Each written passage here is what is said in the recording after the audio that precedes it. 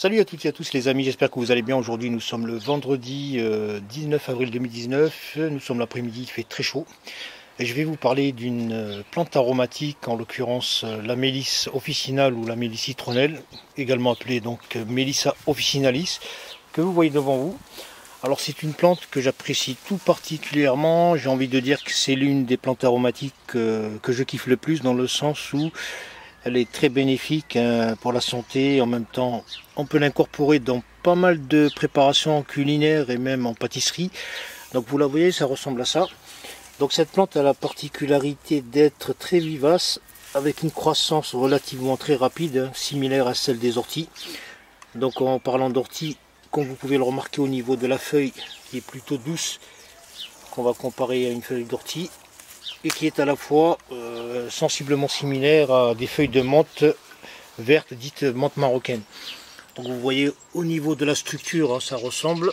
On va se rapprocher d'un plant d'ortie qu'on va facilement trouver en bordure. Vous voyez, de la mélisse, j'en ai partout.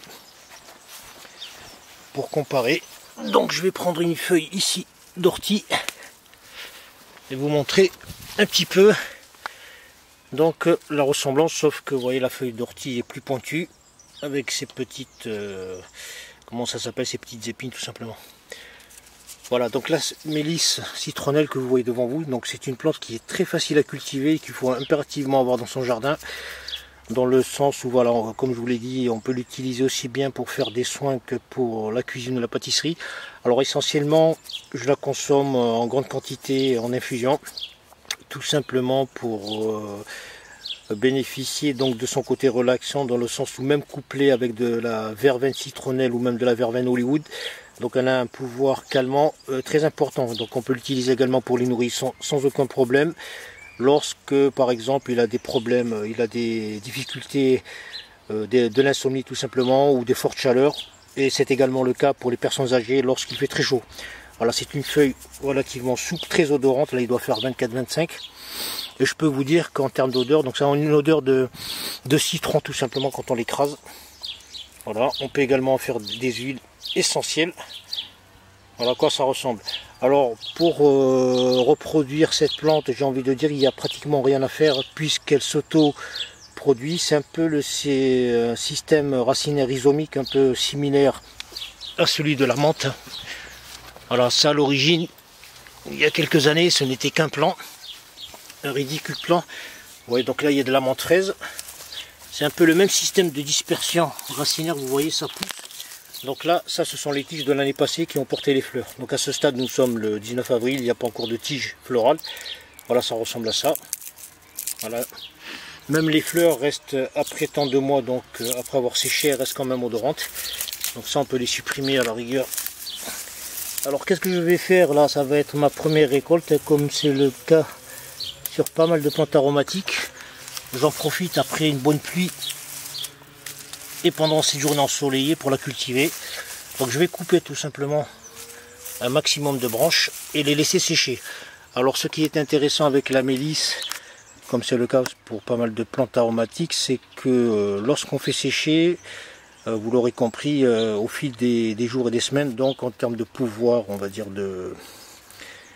sur le plan bénéfique, sur le plan minéral, on va dire que avec le temps, donc ça va s'estomper, et plus on la conserve, moins elle sera bénéfique. Raison pour laquelle je laisse toujours des plants verts et que j'en taille d'autres, que je vais vous montrer, pour favoriser la croissance. Donc je le répète, c'est une plante qui croît très très vite. Vous voyez, ça c'est une petite bouture, quoi, une petite division de l'année passée. Donc il suffit tout simplement, je vous montrerai par la suite comment la reproduire très facilement. Vous voyez les tiges qui restent sèches. Donc c'est une plante vivace, donc que je rase totalement vers courant novembre, et donc elle végète pendant quelques mois et la reprise se fait à partir de mars. Voilà, je vais vous montrer des petits plants que j'ai fait fin de saison novembre 2018. Voilà, ils sont là au pied du mirabilier. Voilà, ça croît très vite. Il y a quelques jours il n'y avait pratiquement rien, et là en termes de croissance, vous voyez, donc je vais les enlever, c'était juste pour vous montrer. Voilà, maintenant à propos de la culture, c'est vraiment très simple. Là, je vais tout simplement tailler au plus bas et laisser un seul bourgeon ici, vous voyez, un seul niveau on va dire, de manière à récupérer toutes les tiges. Donc il faut savoir que la mélisse elle aime bien les sols meubles, bien frais, bien drainants. Donc on peut aussi bien la planter en milieu ensoleillé ou mi-ombragé ou totalement ombré. Il n'y a pas de souci, ça pousse très très bien. Voilà, donc elle a une très forte croissance comme je vous l'ai dit, de temps en temps. Donc bien sûr, il faut lui apporter de la flotte pour accélérer la pousse. Voilà, on va aller ici. Voilà, je vais en couper. Donc ça sent très très bon. Hein. Je peux vous dire que l'odeur, elle est super agréable. Voilà. De cette manière, donc je vais raser la totalité du plant et les faire sécher.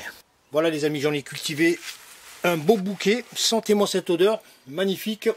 À présent, je vais tout simplement l'attacher. Donc je vais tout simplement prendre du fil de cuivre. Vous pouvez prendre un cordon, ce que vous voulez. Voilà, voilà. Donc c'est très simple. Et au passage, je le rappelle, il vaut mieux la consommer fraîche que sèche. Voilà, ça ne veut pas dire que sèche, elle n'est pas bonne, c'est juste que fraîche. Bon, déjà elle est fraîche en même temps, donc elle est plus bénéfique. En même temps, ça va me permettre de renouveler mes stocks, parce que j'en ai pas mal en boîte. Donc les balancer dans le jardin pour en refaire. Donc pensez toujours à en planter au moins 2-3 plants, de manière à en exploiter de la fraîche et en faire de la sèche. Et à partir de maintenant, il ne reste plus qu'à laisser sécher tranquillement pendant 2-3 jours. Bien sûr, si vous le faites, toujours le soir, ne pas laisser ça à l'extérieur pour éviter que ça pourrisse. Voilà, et pour terminer, donc concernant la multiplication de ce végétal, alors là c'est vraiment très simple, il n'y a pratiquement rien à faire. Donc comme je vous l'ai dit au préalable, donc vous voyez que la motte se développe de manière similaire à la menthe. Donc d'un seul pied vont dériver pas mal de tiges dans tous les sens. Il suffit tout simplement de prélever, donc de creuser, de déterrer une partie de la souche ou la totalité. Bon là j'arrive pas à bien le faire parce que j'ai la caméra en main. Voilà, je vous montre un truc. Vous pouvez bien sûr cultiver la mélisse aussi bien en pot qu'en terre de jardin. Vous voyez, donc on a les racines ici. Voilà, donc les rhizomes, vous voyez, ça se développe exactement comme la menthe. Vous prélevez donc une partie du plant. Donc là il y a pas mal de racines qui ont dérivé, c'est vraiment un système complexe. Voilà, comme ça, bon je le fais à l'arrache pour vous montrer.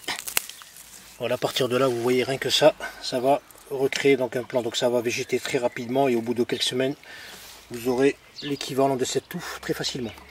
Voilà, voilà les amis, donc si vous n'avez pas de mélisse officinale dans votre jardin, alors je vous invite très honnêtement à la cultiver. C'est une plante qui a pas mal de bienfaits, qui est très intéressante aussi bien pour les soins que pour la cuisine et également la pâtisserie, quoique on peut en faire des huiles, etc. Voilà, voilà, donc je vous remercie d'avoir suivi cette vidéo les amis, je vous dis à très bientôt.